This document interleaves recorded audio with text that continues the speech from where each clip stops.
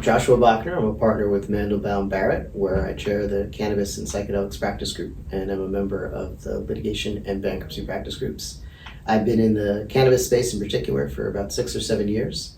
I started representing the board of directors of High Times magazine, and that exposed me to everything that was happening with cannabis and psychedelics and other necessary controlled substances out west and was coming east.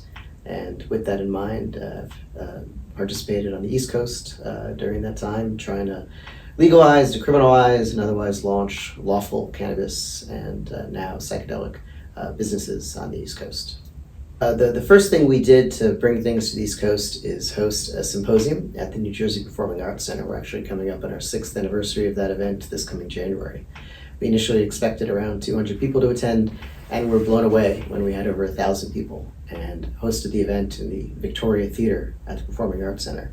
It received tremendous media coverage. We had great discussions, and the phone was ringing off the hook after that.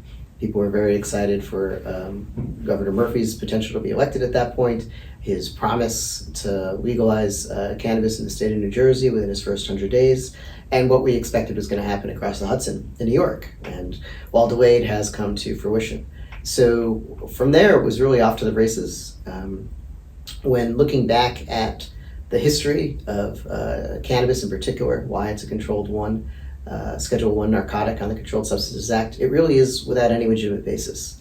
And for years, we've been fighting what I think everyone now agrees is a failed war on drugs. We've been incarcerating minorities horribly disproportionately. Millions of Americans are locked up for low-level drug offenses that really shouldn't be illegal in the first place.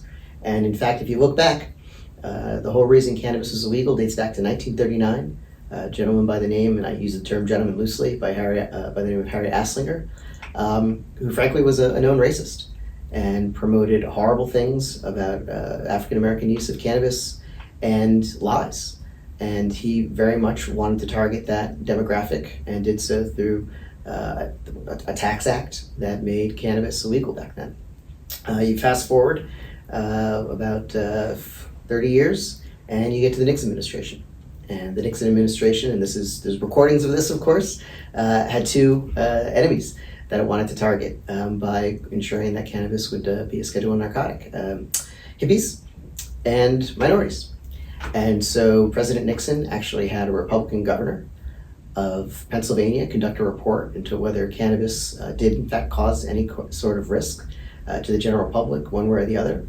It's called the Schaefer Report, after Governor Schaefer. And Governor Schaefer and his commission came back and said, no, cannabis doesn't cause societal harms, and in fact should not be a Schedule I narcotic. Nixon was displeased with this and forced the issue through Congress, and from that point on, Controlled Substances Act, Schedule I narcotic since 1969, and that is why cannabis is illegal today, because frankly of racism. That is the unfortunate truth, and we've seen the effects of that racism throughout our country. So recognizing that 38 states have already legalized cannabis for medicinal use, if not adult use as well, including the District of Columbia, it makes good sense that was a mistake, and that is a horrible mistake, again, without any real basis other than a racial disdain for certain people. And so legalizing cannabis now, decriminalizing cannabis, promoting expungements are all important things to right that societal ill.